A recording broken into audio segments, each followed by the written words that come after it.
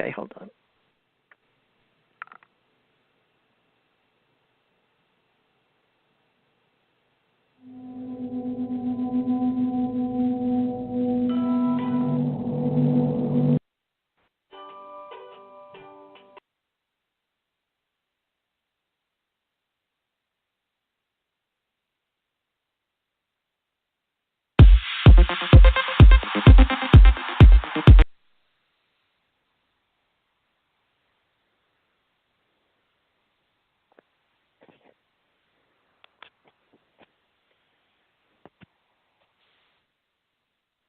Let's see.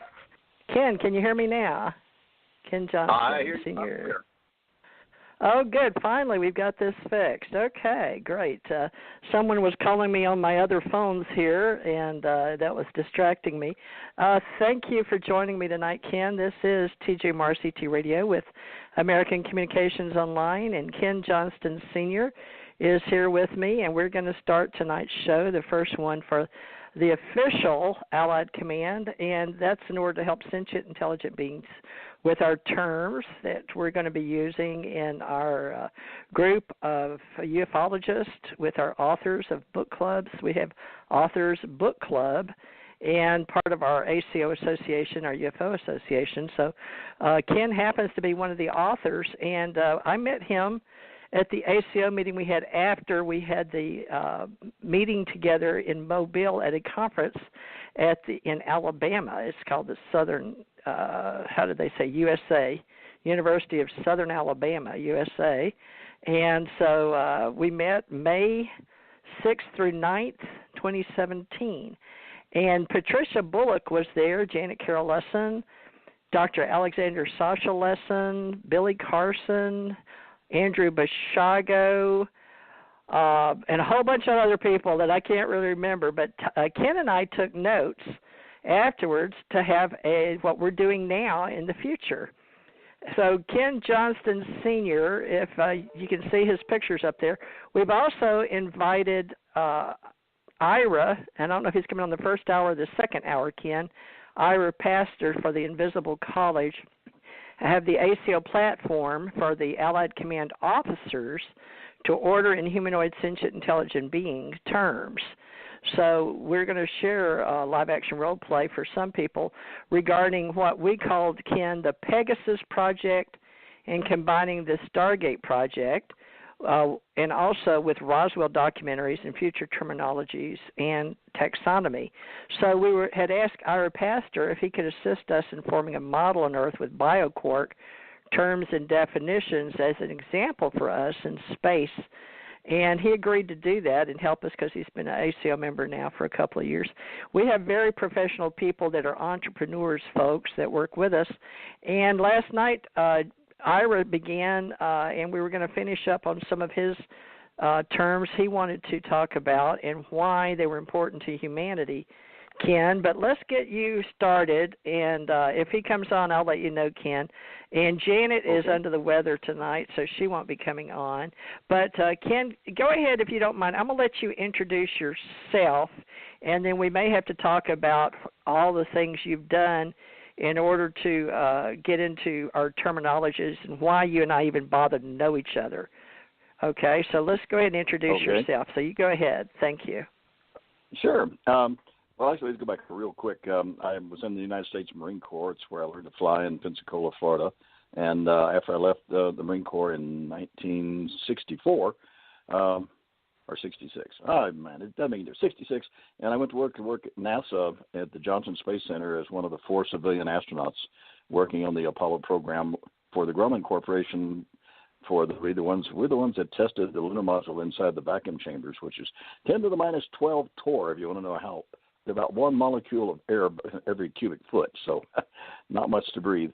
And after that, wound up working for the Boeing aircraft company as a flight instructor on 737s, and took my retirement after that, and wound up raising miniature horses over here in a little town called Belen, New Mexico. So that kind of gives you the background.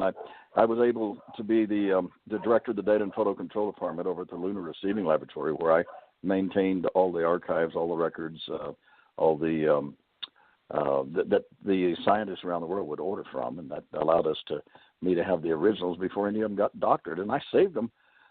Every time somebody ordered one, I'd hang on to an extra one, and then finally I was told, okay, get rid of everything, just keep one set, and I had over 5 complete sets, and the direction was to get rid of them, didn't care what they wanted me to do, so I just put one whole set in a duffel bag and put the others in the dumpster, and in fact, those were found later by a person in the dumpster, so some made it out, kind of trashed up. But some made it out out of the dumpster. Yeah, that's right. And so you were able to keep one. They didn't care. They just wanted to get rid of them. And I know that they weren't under clearance level because we don't do it that way, because I handled classified material and was trained on the proper way to do things like that prior. So that's very curious that they wanted to do it that way back then, but you and I can talk about us, I guess, since we'll be waiting maybe if Ira shows up tonight. We'll just get us recorded here and why we're doing the Allied Command, or the ACO, which is part of our ACO Association and part of my American Communications Online, and I've always been able to keep acronym, whether it was Ascension Center Organization, Alien Contact Org, or whatever, but I've been doing this kind of work with I guess everybody, just depending on who was paying me at the time, whether it was the government or lawyers, or if I was a private investigator, or working on cases and with FBI. And I can say that because it's true. I'd be more than happy to share my truth. Now, a lot of things we can't talk about. I've handled large cases, Agent Orange, DD245T, defoliant sprayed, and I've done TVA cases, so all kind of things. But the details, unless you're involved in it, and you understood that we had citizen soldier forms to fill out during that. But Ken, were you in the Vietnam War or not? Because you're in that time frame. Right. I joined the Marine Corps in 1962, and let's see, 2 years after I the long story, my best friend at the Oklahoma Military Academy, we both were captains in advanced ROTC, and during the summer we were going to summer school at the university, and he comes in the dorm that one evening and says, well, Ken, I've joined the Marine Corps, and being brilliant, I said, the hell you have. And I went down the next day and enlisted. We went from captains to buck privates in the Marine Corps at boot camp in San Diego. Well, Jack stayed there, and he made it up to staff sergeant in the Marine Corps after 4 years. I took the test and qualified. I was already selected for it before I went in to go to officer pilot training at Pensacola. So that's where I got my training. And then whenever I went to work there at NASA and with Grumman, that's how I got close to all the Apollo astronauts and programs. I was up for the Skylab in the future being one of the NASA astronauts, but they changed the requirements. They didn't want to have what they call jet jocks. They wanted to have PhD scientists, and I only had 3 bachelor's degrees at the time. So there's been a reasons. I'm totally convinced, and now that I've been through some hypnotic regression, finding out that there were reasons why I did not wind up in Vietnam, didn't wind up in the Apollo 1 flight and the other dangerous things we had on shuttles that blew up. So I think I've been, kind of being watched over and beginning to find out a lot more by going through the hypnotic regression and kind of putting it together in the books. One of them is the regression of a NASA whistleblower. Now, I didn't give myself the title whistleblower. It just wound up that whenever people were trying to claim that we didn't do this on the moon or we didn't go there and stuff, and I have the original documents and the original pictures and things, I made them available, then somebody came along and said, oh, he's a whistleblower. Well, if the truth needs to be out there and it's available, then all the rest of the other people should be standing up for it, and that's what I've done. So call me what you want to call me, but if you want to see the truth, you get into my website. You can check that, or you can go to Ken's Moon autobiography, and that gives all the NASA records, the documents, everything there that you need. So every time I get attacked by some people trying to say, oh, he didn't do this or he didn't do that or he was never there.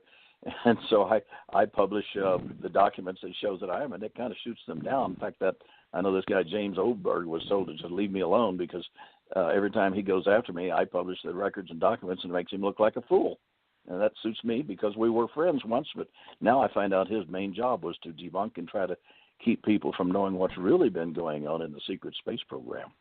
So that's where I'm at now. Oh, wow. And he's about 6'6", real tall guy, isn't he? And he's got a nice written write-up on Wikipedia, I believe. Or I see somebody here while you're talking. I'm going to turn him on. Ira, is that you? Ira S. Pastor? Hello? Oh, no. 928. Hello? Hi. Are you just... Yes, hi. Are you just listening? Hello? I'm listening. Okay, thank you. We want you to talk louder. Okay, he's so listening. He says, I'm listening. Well, thank you, listener. I was expecting somebody else. Okay, so this gentleman, Oberg, now, since he's your friend from back in the day when I was at NASA, and my husband worked at NASA. I worked over at Nassau Bay National Bank across the street, and I got to wait on the astronauts when they'd come through in their gold Corvettes with black bat wings. I don't know that everybody got one, though. I don't know which ones did. I need to talk to them about that. But it was just the original 7. Go ahead. Oh, really? You found out? Yeah. I'm going to look that up. But I want to talk about... Got the go ahead. What kind of little sports cars those were. They were all the original 7s did. And the others, some of them, they got them on special. Yeah, it was a Corvette. There you go. And the others, they got kind of a super special deal that they couldn't turn down. But the original ones were given to the original 7. Free. Really? So you did know about those. I don't make that stuff up, folks. I'd lived it. So Amen. Corvette Minute astronauts. Let's see. And Corvette. I've never had to prove who I was or what I did, but I can remember things as I think I was 16 back then. They had the 1968 Corvettes. It says 6 facts about Corvettes and astronauts. Now, unless you lived it, you can go find all this stuff apparently now on the internet, and that's why we're doing what we're doing. We have Corvettes and astronauts. So, and you knew this. Now, you knew that they have. Now, why would you know that? Why do you know something that's like trivia now in space or among astronauts? How do you know that the original? Because I didn't. I just knew they'd pull it through the Nassau Bay National while my husband was across running the secretarial pool for Chris Kraft, and he was a NASA employee, and I got to go in mission control and all that kind of stuff. Right. I was very fortunate. I had to have a clearance just to be the wife and to be able to come and go and have meetings with some of the astronauts and people like yourself or other important people. But it's going to be hard to explain all this, but sooner or later we'll get around to it. It'll make sense. So back to 6 facts about Corvettes and astronauts. How would you know that they originally had them? Did you not want one and didn't get one? No. Here's the deal. Now, I was with Grumman that built the lunar modules, and so there originally were just 4 of us civilian astronauts, consultant pilots, and our job was to test the lunar module in the vacuum chambers and to help train the NASA astronauts how to fly it. And in the process, of course, Mercury and Gemini programs were over with, although when we'd have special events happen, they would show up. And I got to know every one of them, and as not a total equal. I mean, I wasn't a NASA astronaut, but then we were civilian astronauts. And consequently, we were aware of where the fancy-looking little sports cars came from, and we asked questions. And, hey, those guys deserved every bit of it. The challenge of making America great again back then, and going into space and ahead of Russia and proving that. And, it's amazing, though, TJ, that here I was so close and in the mission control and in the back up room for the different missions that we went on, and everything looked to be absolutely right, although now, looking back at the breaks that we had at different times, those are fit with the time we find out that the astronauts were communicating with the mission control and with the director of that, talking about things that they were able to see. And that's where some of those ham operators came in line and could pick up the signals coming back and found out that they were observing something on the moon that the rest of us didn't get to hear. So I was as naive as everybody else in the world, only that I was there and knew that